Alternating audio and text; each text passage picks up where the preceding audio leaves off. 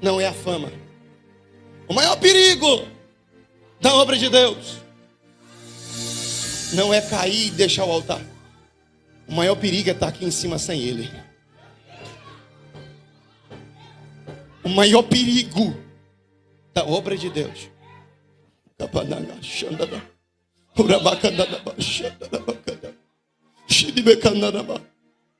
O temor ainda precisa fazer parte do altar. Ainda tem que tremer a barriga quando pega nesse microfone. Ainda tem que gerar um temor dentro de nós, daquilo que estamos entregando para o povo de Deus. Fala, meu povo, estamos ao vivo, sejam todos muito bem-vindos. Aqui é o Fuxico Gospel. Vamos começar daqui a pouquinho com um cara que está no altar, segurando esse microfone aí, trazendo essa palavra dura. Hoje em dia é muito difícil você encontrar pastores que pregam o que a igreja precisa ouvir. Tem muita gente que fala o que as pessoas querem ouvir, as pessoas já saem de casa querendo ter o seu ego massageado, querendo ouvir uma palavra de consolo, de conforto, de prosperidade, de bênção, mas às vezes é difícil você ver algum pastor que fala o que as pessoas precisam ouvir, porque esse momento que a igreja está passando, eu tenho dito que é um momento muito difícil. É um momento em que... Sabe quando Jesus falou lá atrás que haveria um tempo em que as pessoas falariam historinhas, né? Para dar comichões nos ouvidos? Está basicamente nesse nível aí. E lá do Acre parece que surge algo diferente. A gente vai conversar com ele aqui agora, pastor Hugo Alisson. Seja bem-vindo no Fuxico Gospel. Que alegria ter o senhor aqui com a gente. A paz do Senhor. Paz do Senhor, Israel, tudo bom? Que bênção, rapaz. Que alegria falar com vocês. Para nós é um motivo de honra e alegria. Seja bem-vindo, pastor. Esse é um trecho da sua pregação nesse dia aí. Eu queria que o senhor falasse um pouquinho para a gente o que estava acontecendo ali, qual era a pregação, qual era o contexto da pregação geral, antes do senhor se apresentar. Isso, ali foi no dia 6 de setembro agora de 2023, foi no Congresso do Simísio, que é organizado pelo pastor Antônio Moura, que é um pastor muito organizado, né? Esse ano foi a 15ª edição, e a gente teve a honra de Deus de ser um dos ministrantes, né? E a gente foi lá, e a mensagem que Deus me confiou nesse dia é: quem é o seu amigo, né, de verdade? E aí chegou um ponto da mensagem e ela entrou essa parte de que nós temos que ter um temor àquilo que estamos passando ao povo de Deus. Hoje a gente percebe a igreja a nível de Brasil, não só aqui local, a Acre, mas a gente percebe meio que as pessoas não estão mais com temor com o que estão passando, sabe? Está faltando zelo ao pregar a palavra, está faltando, sabe, sinceridade, né? Era uma das coisas que Deus me falava em oração, é aquilo que está faltando à igreja brasileira, está faltando mais verdade daquilo que se diz ao povo. Pastor Hugo, fala um pouquinho sobre o senhor, se apresente, fale com a nossa audiência, quem é o pastor Hugo Alisson, qual o seu ministério, fique à vontade.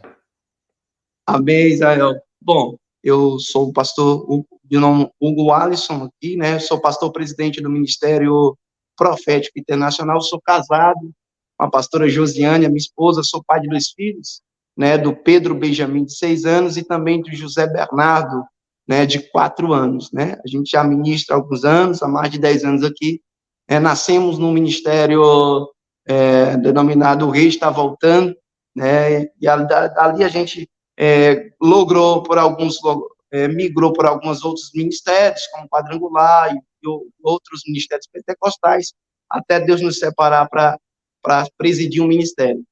Sim. Deixa eu ser bem respeitoso com o senhor, e eu vou lhe perguntar o seguinte: vem coisa boa do Acre? Tem como vir coisa boa do Acre?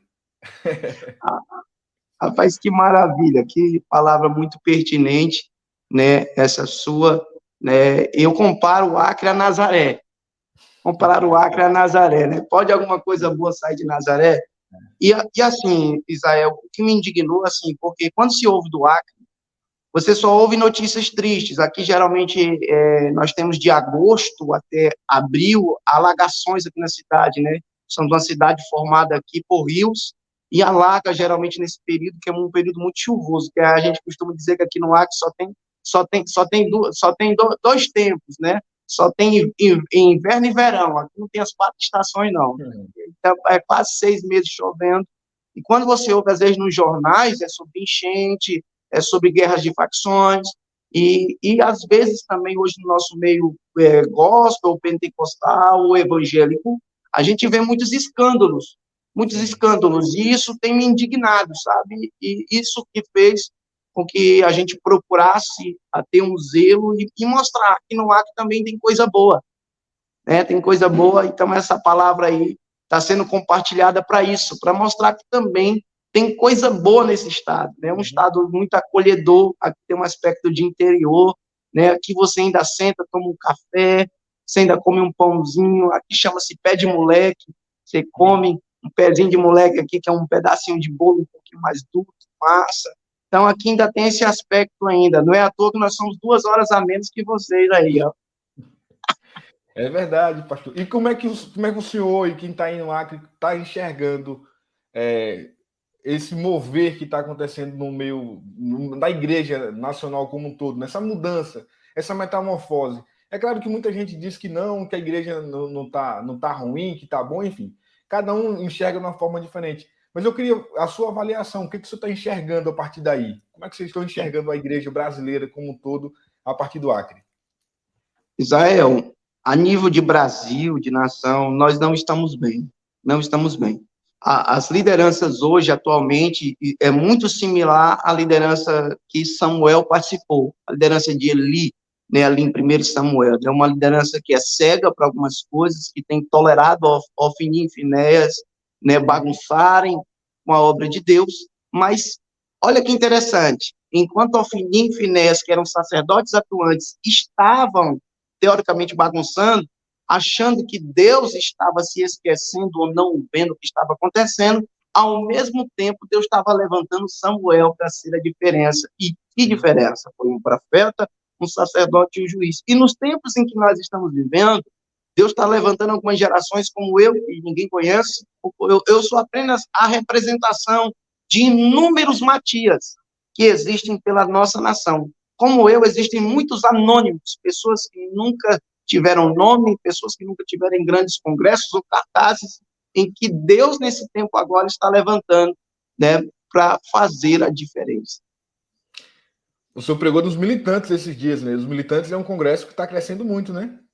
Isso, o Congresso de Militantes é organizado pelo querido reverendo Adão Santos, que é um homem muito sério, pelo menos dos que eu conheço a nível nacional, muito sério no que fala, cumpre a palavra, né, nos convidou para que estivéssemos lá, e foi, assim, maravilhoso. Para mim, foi dos dois que eu preguei no Militantes, e depois preguei no Simísio, né, por excelência. Os dois foram muito bons, mas no Militantes foi uma coisa, assim, um upgrade a mais, sabe, de graça. Inclusive, Deus até usou o pastor Adão Santos lá para a minha vida, com uma palavra muito pertinente. Foi maravilhoso lá no Militantes.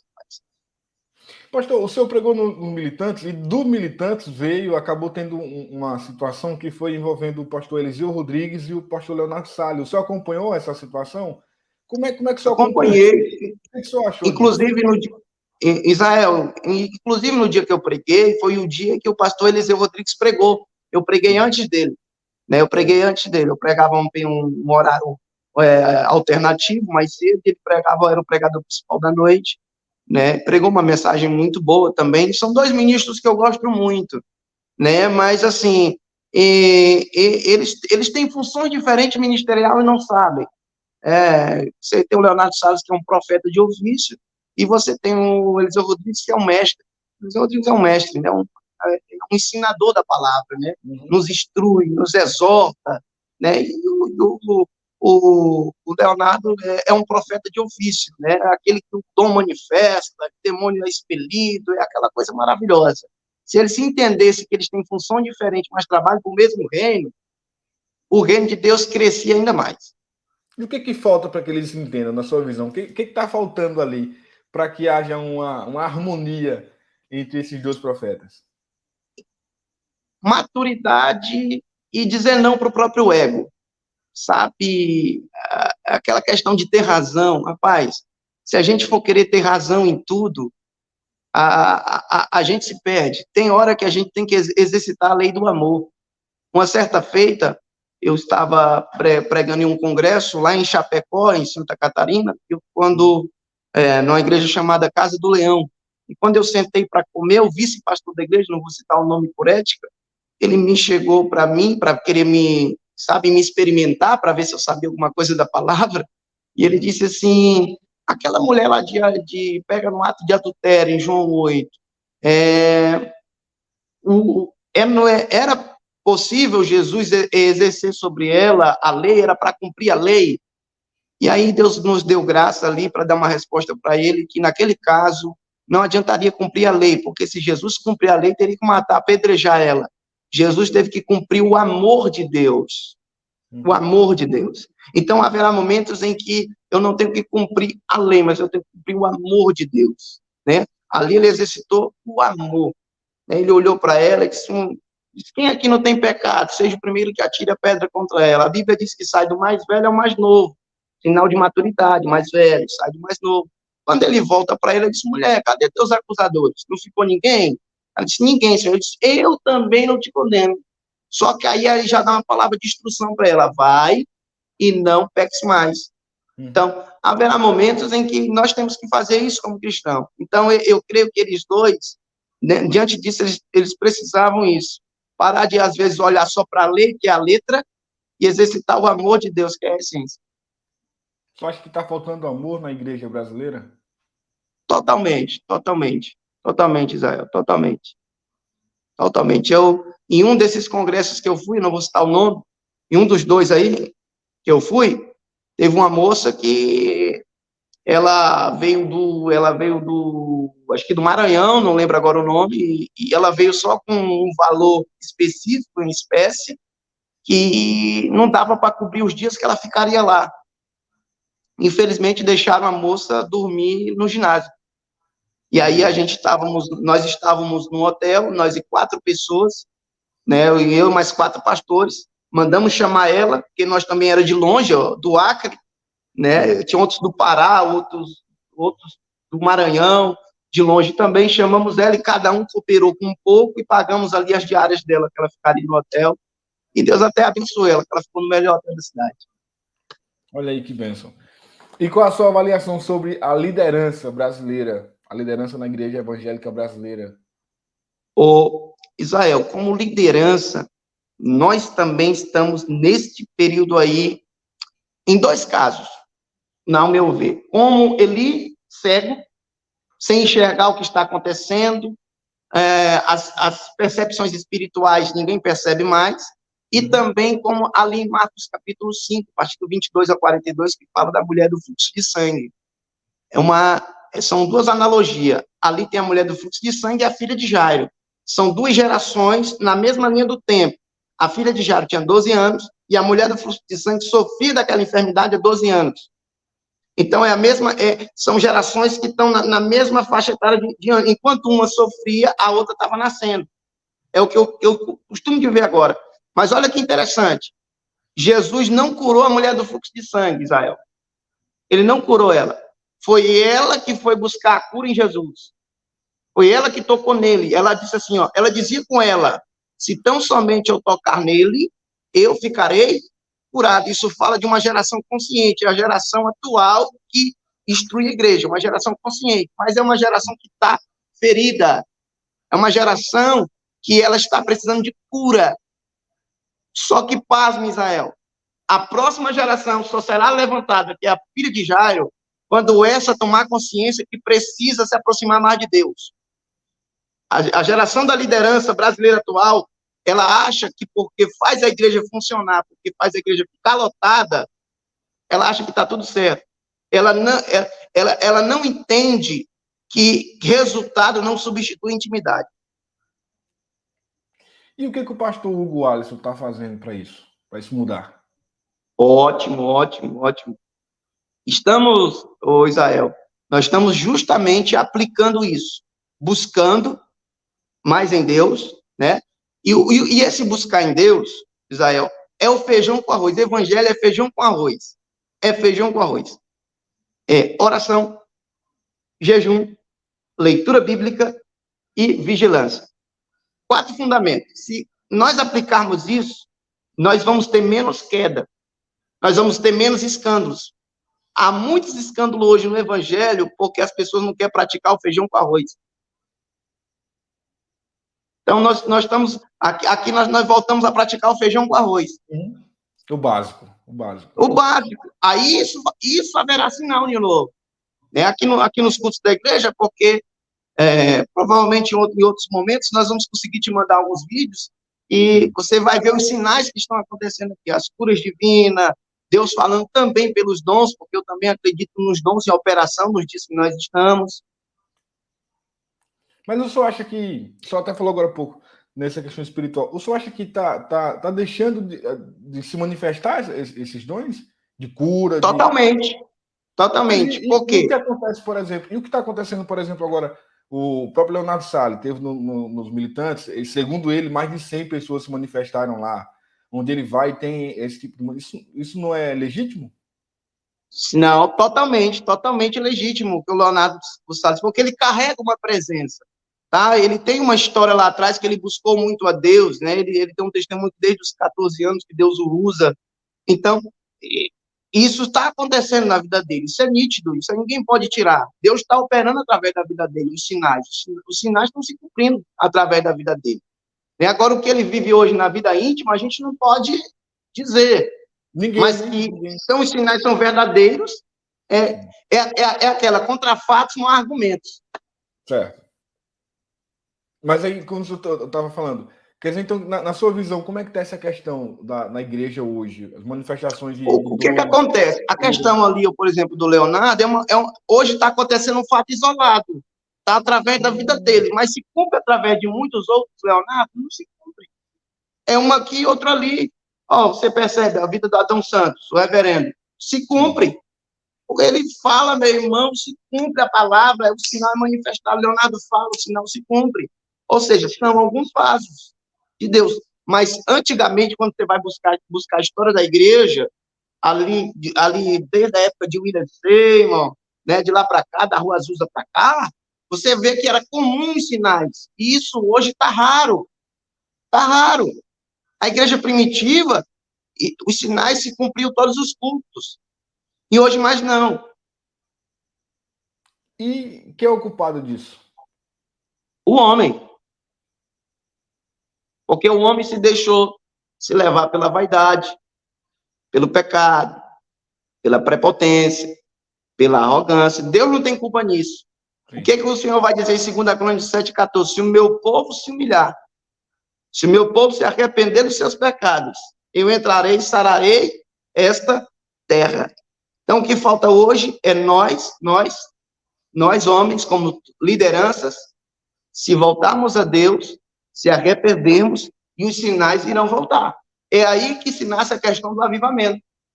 Quando as lideranças entenderem que precisam novamente tocar em Jesus. E isso não pode ser uma situação de um líder só. Pode-se começar através de um, mas não pode só permanecer em um. É preciso a igreja entrar num ambiente de unidade. Infelizmente, hoje, a igreja brasileira ela não tem unidade, ela tem divisão. Isso é uma realidade aí no Acre também? As igrejas no Acre, elas não conseguem se juntar? Totalmente. Isso tá a nível mundial, Israel. Está a nível mundial. Não é nem nacional, isso é mundial. Tem dificuldade de unir com outras denominações também aí? Totalmente. Você vai fazer um congresso, você marca a data do congresso, as outras igrejas marcam evento no mesmo dia para não deixar o povo vir e tal. Né? Tudo tem. É o sistema religioso. Uhum. Ele está muito forte. O sistema religioso hoje, a nível não só local, mas nacional e mundial, ele está muito forte. Muito forte. E quem comanda esse sistema aí religioso, infelizmente, é o dinheiro, a ganância. A ganância dos homens. Os homens não querem fazer o que Jesus fez, gastar para pregar.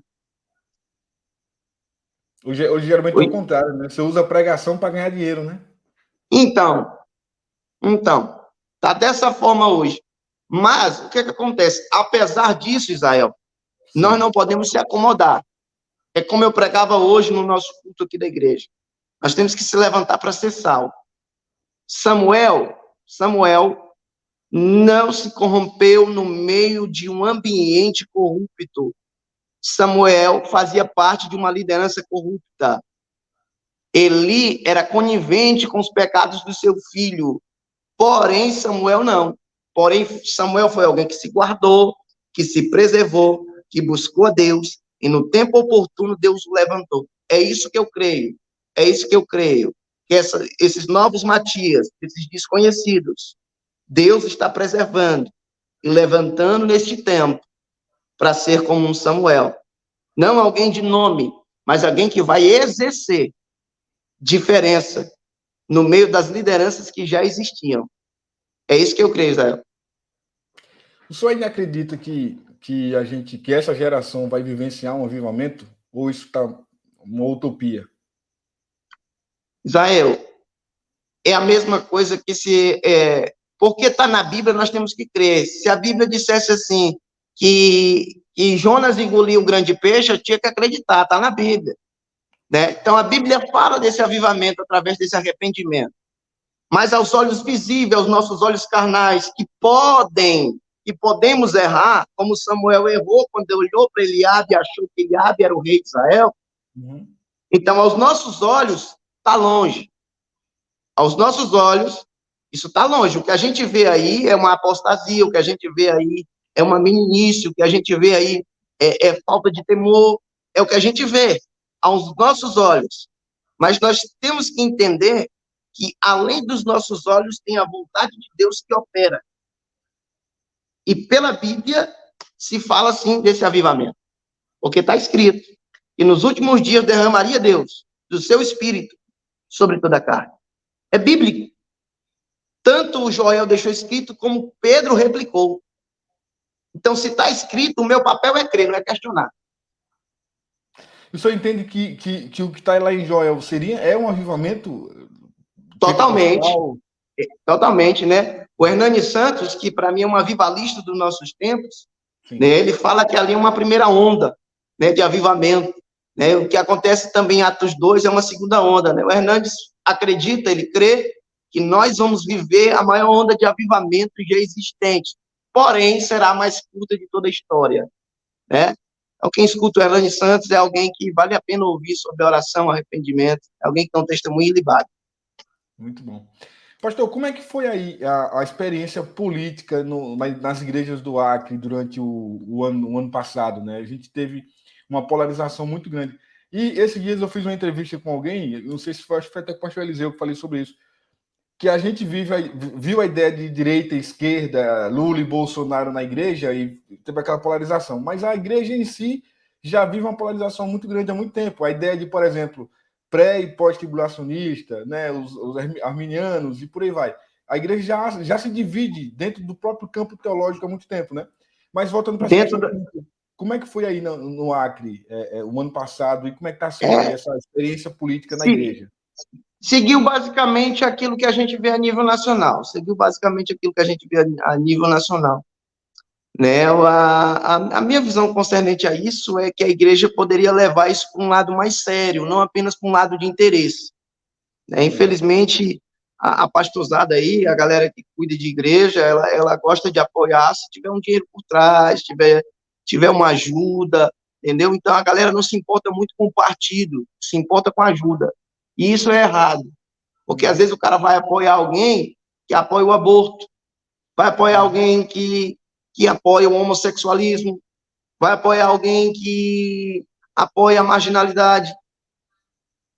Entendeu? Eu vi pastores aqui no meu estado sair candidato pelo PT. Pastor, sair candidato pelo PT. Você já pensou isso?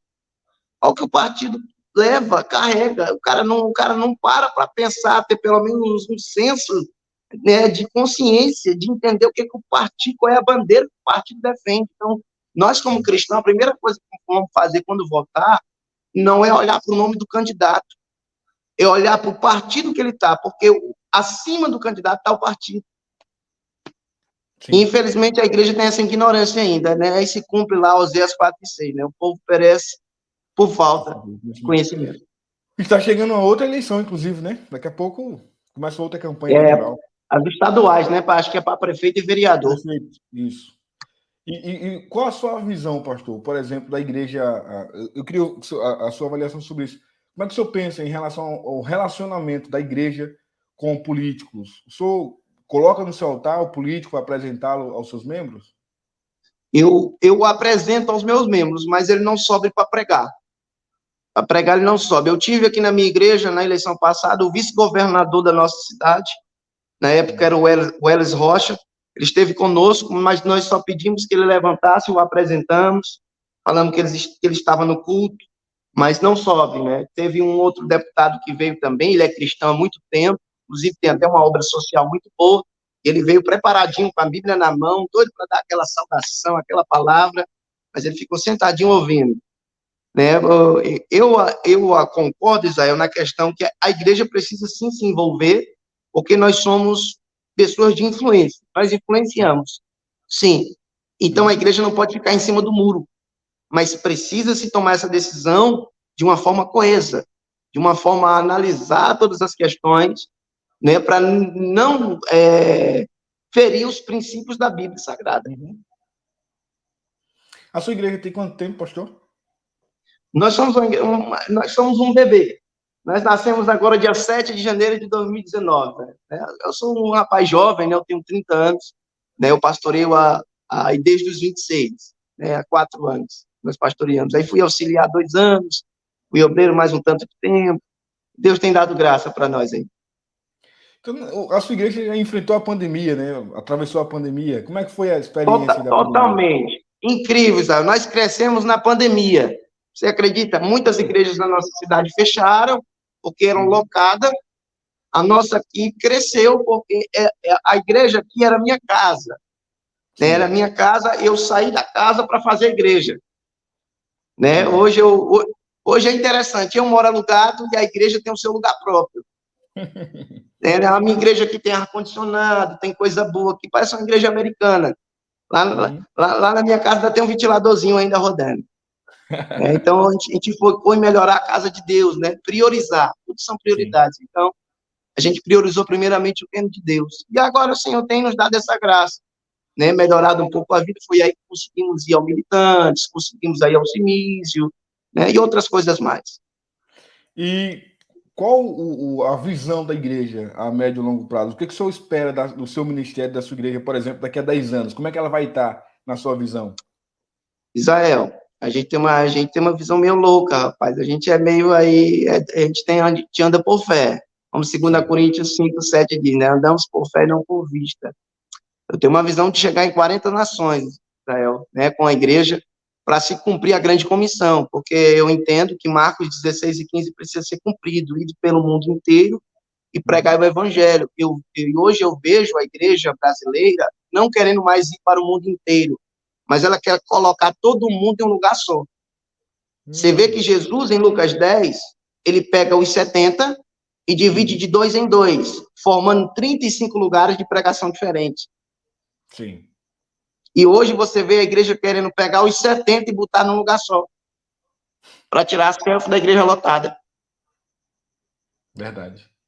Então, a visão que eu tenho é a gente ir avançando e por curiosidade, né, ou geograficamente, nós somos beneficiados na questão internacional aqui no Acre, porque nós fazemos fronteira com 2 países. Nós fazemos fronteira tanto com a Bolívia quanto com o Peru. Então, já é uma facilidade para entrar aqui, que são países carentes, nas cidades que fazem divisa com o nosso estado. Então, essa é uma boa facilidade, inclusive já tem entrada muito boa nos 2 países. A sua igreja tem uma visão missionária? Tem essa ideia? Exatamente, né? Eu gosto do nome, a visão apostólica, porque o apóstolo, na minha visão, é a mesma coisa de um missionário, né? Só que, teologicamente, os caras vão questionar, né? Principalmente a teologia assembleana, que primeiro que nem missionário existe, né? Mas fazer o quê? Eles creem, né? Então, fazer o quê? Mas, na minha visão, o missionário é o mesmo apóstolo. É aquele que vai primeiro, é a palavra enviada, é quem vai primeiro, é quem abre, é que começa do zero, pega ali e vai formando. O senhor é pastor ainda, o senhor vai ascender o cargo de apóstolo? Isso. Prove ao Senhor, se ele nos escolher, levantar outros para reconhecer esse ministério, eu não vou me autodeclarar. Ah, sim, entendi. Né? Eu não vou me autodeclarar. Mas lá na frente, porque assim, a visão, a gente já caminha com essa visão, né? Porque para mim, unção não tem a ver receber para fazer. Na minha visão, tem a ver fazer para merecer. Você tem que conquistar aquilo. Então, você já tem que estar fazendo. Se você é um pastor, você já tem que estar participando. É por isso que, por exemplo, eu não carrego o nome itinerante. Eu viajo muito e a minha mensagem mais forte é edificando as lideranças. É uma mensagem mais forte que eu carrego, mas eu não deixo de estar pastoreando também a igreja local. Então, eu não saio toda hora. Né? Eu não gosto dessa palavra itinerante. Para mim, a palavra itinerante é um sem compromisso com a palavra de Deus. Se o camarada ele vai sair pregando, ele é um evangelista, ele é um missionário, ele é um apóstolo, mas itinerante eu não encontro na Bíblia Sagrada. Não encontro. Isso aí já é um nome que os homens já dão. É um título. Não é um ministério, é um título. O senhor tem uma palavra mais para liderança, e essa sua pregação para lideranças, ela é bem aceita por onde o senhor tem passado? Não é aceita. Tá? Infelizmente, as pessoas que menos recebem exortação na igreja são as lideranças. Né? Mas hoje é o que precisa ser corrigido. É a rota das lideranças. Os mais errados na igreja não são os membros, são os líderes. Sério? O senhor pensa assim? Sim, sem dúvida. Se um líder de uma denominação, se ele reconhecer aquilo que ele faz e buscar a Deus, toda a igreja busca. Porque ele é o cabeça. Mas o que acontece? Devido ao ego humano, o camarada não reconhece que ele está errado, que ele tomou uma decisão errada, que ele tomou uma decisão equivocada. Ele prefere se manter com seu orgulho intacto do que com a sua humildade em exposição. Porque quando o camarada reconhece que ele errou, parece que ele está sendo diminuído, e infelizmente a liderança brasileira ela não aceita ser diminuída. Aqui na minha cidade acontece que às vezes a pessoa vem visitar a igreja e você não sabe de todo mundo, você não conhece todo mundo. Infelizmente, a nossa cidade já é grande, já tem mais de 200 mil habitantes, Rio Branco, que é a capital, e você não tem como conhecer todo mundo, e você às vezes não sabe o cargo eclesiástico da pessoa, e você chama, vamos dar uma oportunidade aqui para o irmão, porque nós funcionamos com oportunidades, né? As igrejas de pentecostais, elas têm oportunidade durante o culto, né? Então, às vezes você vai dar uma oportunidade para o irmão, aí às vezes a pessoa, quando assume o microfone, aí ele começa a falar, às vezes, uma asneira, né? Eu não sou irmão, não, eu sou pastor fulano de tal, eu sou presbítero ciclano, entendeu? Há muito ainda isso. Infelizmente, eu acho que até a nível nacional. O ego, né? O ego da pessoa. Então, não sabe ser servo, né? Tem muita polêmica aí no Acre, em Rio Branco? Muita polêmica no meio gospel, muito escândalo? Rapaz, bastante, principalmente porque aqui a gente é longe, né? É longe de tudo, então acaba que tem muita situação aqui inusitada, né? Inusitada. A última agora, eu soube de um pastor de uma cidade aí, rapaz, o camarada começou a fazer a obra com uma irmã, né? Engravidou a moça, ele ainda continua pregando nessa igreja, o camarada continua pregando nessa igreja e a moça está lá desassistindo. Então, para a gente, isso é frustrante, sabe? A gente, pelo menos o meu coração arde muito com isso. Eu não estou dizendo que a gente não erra, porque todos nós pecamos, todos nós falhamos, todos nós precisamos do amor de Deus. Mas a gente precisa entender que agora tem coisas que é questão de caráter, sabe? Tem erros que já são premeditados, tem erros que podem ser evitados. Né? Tem coisas que, por exemplo, você está aqui, de repente a pessoa te afronta, te dá uma palavra, você dá uma resposta ríspida, é automático. Automático, você está ali, você está na emoção, está no calor, de alguma situação. Mas existem outras situações, ninguém cai no colo de uma Dalila por acaso. Mas isso não é exclusividade do Acre, não. Infelizmente, o Brasil inteiro, né? O mundo inteiro, né? A igreja realmente está dessa forma. Pastor, deixa uma mensagem para quem está nos acompanhando aqui, sobretudo para a liderança, já que o senhor acabou de falar que é especificamente o seu alvo, né, nas suas ministrações. Deixa uma palavra, uma mensagem, o que você pensa para essas pessoas que estão nos acompanhando aqui agora. Que mensagem o senhor deixaria para elas? Que maravilha, Israel. Uma mensagem de esperança, né, dizer para a liderança brasileira que nós possamos fazer o que a mulher do fluxo de sangue fez. Reconhecer que já tinha gastado tudo com os homens e não achou a solução. E entender que se aproximar de Jesus, lutar por uma intimidade, nós vamos estar impulsionando a próxima geração. Nós precisamos entender como igreja brasileira, eu já faço parte disso, pode não ter nome, mas nós já fazemos parte dessa liderança, entender que nós precisamos deixar um legado. Entender que nós precisamos deixar algo para a próxima geração. Entender que nós precisamos deixar algo construído e não algo manchado. Nós precisamos deixar algo nessa geração de Cristo. Nós precisamos voltar a clamar. Hoje eu vejo a liderança brasileira prepara os filhos para ser médico, advogados, doutores, empresários, mas não prepara o filho para ser um pastor. Não prepara o filho para ser um obreiro. Hoje a liderança brasileira não quer que o filho siga o ministério. Não quer. Quer dizer que só um traficante, que só um beberrão, que só uma pessoa errada da vida pode exercer um ministério, porque ela foi errada e não tinha outra coisa para fazer. Não, eu acredito que nós podemos trabalhar um obreiro desde a infância, que nós podemos trabalhar essa juventude, que nós podemos ensinar, e um alerta de forma revelada, treinar inglês e espanhol. Treine nos novos obreiros inglês e espanhol. Por quê, gente? Nós estamos vivendo, os países estão em guerra. O Brasil ainda é a mina dos olhos do mundo. O Brasil ainda é a mina dos olhos do mundo. Então, muita gente vai correr para o Brasil. Muita gente vai vir para cá. E esse povo vai vir falando inglês, esse povo vai vir falando espanhol. E aí a gente vai querer, que vai ter tempo desse povo aprender o português. Então, a gente precisa se esforçar um pouquinho mais, voltar para a cadeira de estudo, estudar um pouquinho, aprender um pouquinho, uma nova cultura, né? Estudar um pouquinho sobre missiologia, entender, tá bom? Não apenas para ir, mas para receber bem esse povo que está vindo imigrante para cá. Pelo menos aqui no Acre veio muitos haitianos por aqui pela fronteira, né? Veio muitos venezuelanos por aqui. Então, eu aqui na minha igreja, a partir do ano que vem, eu quero implantar aqui um curso de inglês e espanhol, para que o povo possa, para que os obreiros possam ser formados, porque eu creio isso, que o Brasil, em 15, 20 anos, ele vai ser um país bilíngue, devido a essa miscigenação de gente todo o tempo. Daqui a pouco começa a ter filhos vai perdendo aquela identidade. A gente vê que nós somos um país de dimensões continentais, né? Dimensões continentais. Você vai no Nordeste, você conhece pelo sotaque, né? Você vê aqui para o Norte, já tem outro, você vai para o Sul, outro. Então, eu creio muito nisso. E em 15, 20 anos, o Brasil vai deixar de ser um país apenas de uma língua e ele vai passar a ser um país bilíngue. Então, a gente precisa, como igreja, estar à frente do nosso tempo, né? É isso que marca a igreja, né? Estar sempre à frente do seu tempo. Você vê que a mensagem de Jesus, ela também é uma mensagem futurista, preparando a igreja. Eu vou voltar, vou buscar os meus, consolando do que havia de vir. Então, a gente precisa entender como que está a movimentação do reino de Deus. Perfeito, pastor. Como é que as pessoas podem entrar em contato com o pastor Hugo Alisson? Deixe suas Rapaz, redes sociais aí.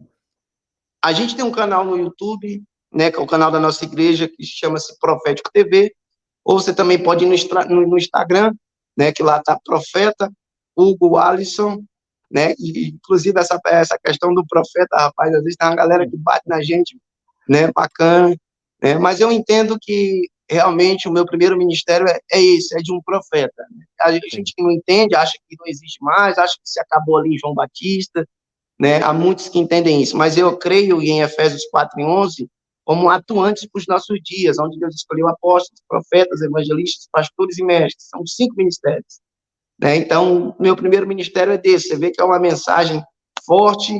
Eu creio que o sistema religioso é contra os profetas e os apóstolos, porque eles são pessoas incontroláveis, né, que não se vendem ao sistema, né, não, ali não consegue controlar, você consegue controlar um evangelista, você consegue controlar um pastor local, mas um profeta você não consegue segurar ele, não. Você não vê o apóstolo Paulo, você vê aí outros homens de Deus que foram desbravadores. Sim. Perfeito, pastor. Outro dia eu vou trazer o senhor aqui para a gente discutir sobre essa questão de profecia, de revelação. É um assunto especialista nosso, Israel. Na verdade, eu já vi alguns pastores de renome falando sobre dons espirituais, eles não sabem, não. Viu? Sério? Não sabem explicar sobre os dons. Na verdade, nós temos 9 dons, é dividido em 3 categorias, né? Na verdade, não existe dom de revelação, viu? Não? Existe o quê? Não existe. São dons de revelação, são 3 em 1. São 3 dons. Palavra de conhecimento, palavra de sabedoria e discernimento de espírito. Esses são os dons de revelação, esses 3 dons. E a pessoa mistura tudo numa panela, parece que tem farinha, ovos e, sabe, mistura tudo. Não sabe diferenciar. Entendi. Porque, assim, uma palavra de conhecimento, ela é uma palavra geral, Israel. Ela é uma palavra geral. Isso é muito bom a igreja amadurecer, porque quando ela receber, ela vai entender a palavra que ela está recebendo. Às vezes ela não sabe qual é o dom que está em operação ali. A igreja precisa saber, precisa ter esse discernimento. A igreja não sabe. Aí bota tudo misturado, dom de revelação. A palavra de conhecimento, geralmente, ela se manifesta assim, ó, tem alguém aqui com dor de cabeça. Só que é uma palavra muito... Ela é uma palavra muito vaga. Ela é uma palavra que ela não é específica. Muita gente na igreja pode ter dor de cabeça. A palavra de sabedoria, ela vem com instrução. Ela vem com instrução. A palavra de sabedoria, ela já é mais fina. Ela vai dizer assim, ó, tem alguém aqui que ela está com dor de cabeça, ela está há 3 dias com essa dor de cabeça, e o Senhor está dizendo aqui para você ler o Salmo 91, que você vai ser curado. Você vê que falou a dor de cabeça, falou o dia e deu a instrução como ela ser curada. É a palavra de sabedoria. E a discernimento de espírito, Israel, ela é mais profunda ainda, porque ela fala a causa. Você está aqui com dor de cabeça, você está sentindo há 3 dias, 3 horas da manhã você acorda, e isso está acontecendo porque tem alguém orando contrário a você. Então, explicou a situação, explicou como sair e falou a causa. É o discernimento de espírito. Aí, geralmente, a pessoa confunde dom de revelação com profecia. Profecia, ela tem a ver com o futuro. É uma palavra futuro, é uma palavra para muitos dias. É uma palavra para muitos dias. Por exemplo, você pode chegar para mim assim e vai dizer assim, pastor Hugo, eu vejo você, Deus te levando em várias nações. Várias nações. Eu vejo Deus te levando na Colômbia, nos Estados Unidos. Eu te vejo Deus te levando em Cuba, lá no Canadá. É uma bênção, isso é uma profecia. Por quê? É uma palavra para muitos dias. Por quê? Nem passaporte eu tenho, como é que Deus vai me levar? Então, para se cumprir, é preciso um processo. E é aqui que as pessoas confundem. Uma palavra se cumprir, é preciso você estar alinhado e suportar o processo. É por isso que aqui vai uma palavra revelada. Deus nunca revela o processo. Deus sempre fala a promessa. Porque se ele revelar o processo, a gente não suporta. A gente desiste. Você já pensou se o pai de José, Jacó, chega para ele e diz assim, meu filho, Deus tem algo grande com você, Deus me revelou aqui que você vai ser um governador lá do Egito, mas simplesmente tu vai ser vendido pelos teus irmãos, tu vai trabalhar como escravo, tu vai sofrer um pouquinho, tu vai ser acusado de um crime que tu não cometeu, tu vai passar uns 2 anos lá na prisão, mas tu não esquenta não, você vai ser governador de todo o Egito. Ele vai dizer, Benjamim, Rubem, vem cá, vai no meu lugar. Então, Deus não mostrou para José o processo, Deus mostrava a promessa, mostrou os peixes se curvando, mostrou a lua, o sol, as 11 estrelas se curvando. Então, Deus mostrou a promessa, mas não mostrou o processo. Então, é através disso que a gente consegue ter força para aguentar o dia a dia. Perfeito, pastor, perfeito. Vamos marcar outra live só para a gente conversar sobre isso. Vamos marcar, pai. Estamos aí para isso, rapaz. Deus nos confiou, apesar da nossa juventude, uma graça que ela é diferente. Ela é diferente. Tenho certeza que você já conversou com muitos homens aí e pode, pelo menos, notar tem alguma coisa diferente desse acriano. Muito bem, pastor Hugo, Alisson, um bom prazer, foi uma alegria conversar com o senhor aqui hoje, um prazer lhe conhecer, inclusive. O espaço está aberto aqui, sempre que quiser voltar, a casa é sua, fique à vontade sempre. Tá? Amém, Israel, muito obrigado, que Deus o abençoe também, já acompanhei várias entrevistas suas, né, acompanho aí o Fuxico, né, inclusive assisti uma com o reverendo Adão Santos, inclusive ela foi um dos motivadores para mim com militantes, né, aquela entrevista que o Adão Santos deu para você, ela me destravou para que eu pudesse ir no militante, eu tinha um certo receio, ele disse algumas situações durante a mensagem, de poxa, é necessário para esses dias, é necessário, né, concernente à semeadura, né, falando lá que semeou para estar lá no Gideões Missionário de Papais, a gente precisa. Aí Jesus me levou a ele, entrando no templo. Ele chamou Pedro e disse: Pedro, vai ali, pesca um peixezinho, Pedro. Pega o extrato e paga por mim e por ti. Então, tem cantos, tem lugares que a igreja precisa entender. Aí o cara fica travado, não vou, não sei o quê. E impede de ir mais à frente. Porque aprenda uma coisa, Israel. Isso aqui Deus me falou anteontem orando. O evangelho é de graça. O evangelho é de graça. Porém, os meios que se pregam o evangelho não são de graça. Para a gente estar online agora, a internet tem que pagar. Será que eu vou ligar para o Google e dizer assim: Google, por favor, deixa eu usar aí mais meia hora? Não vai. Entendeu? O telefone que a gente está aqui, isso é pago. Uhum. Então, as pessoas precisam amadurecer para isso. Infelizmente, o cristão está faltando maturidade. Ele tem muita emoção. O cristão hoje tem muita emoção. Está faltando maturidade, entendimento. Mas, enfim, Israel, é isso. Que Deus abençoe. Muito obrigado. Foi uma alegria estar com você. Eu tenho certeza que é uma grande parceria que está se nascendo. E espero, rapaz, seguir a linha aqui para depois não tá pegando no meu pé aí, rapaz. Eu sei que se eu pisar errado aqui, você vai puxar minha orelha por aí também. Eita, que benção. Que é isso, pastor. Sou homem de Deus. Pois é, obrigado mais uma vez. Conte conosco sempre. Tá? Amém, Zé. Obrigado. Tchau. Conversamos com o pastor Hugo Alisson. Que alegria conversar com o pastor do Acre, rapaz. Eu acho que eu nunca tinha nem falado com alguém do Acre, né? Agora a gente já criamos uma conexão e espero que ele volte aqui para explicar para a gente um pouco mais a respeito exatamente de revelação, de palavra profética. Pelo que eu entendi, ele é um especialista na área. Mas eu quero agradecer a você que nos acompanhou até aqui. Deixa teu comentário, deixa a tua opinião, deixa inclusive aí a tua mensagem, o que você achou dessa entrevista com o pastor Hugo. Corre lá nas redes sociais dele também, segue lá, procura se inteirar um pouco mais sobre o ministério do pastor Hugo Alisson e com certeza você vai ficar muito bem edificado, né, com a palavra de Deus. Foi um prazer estar com você até aqui. Um grande abraço e até breve.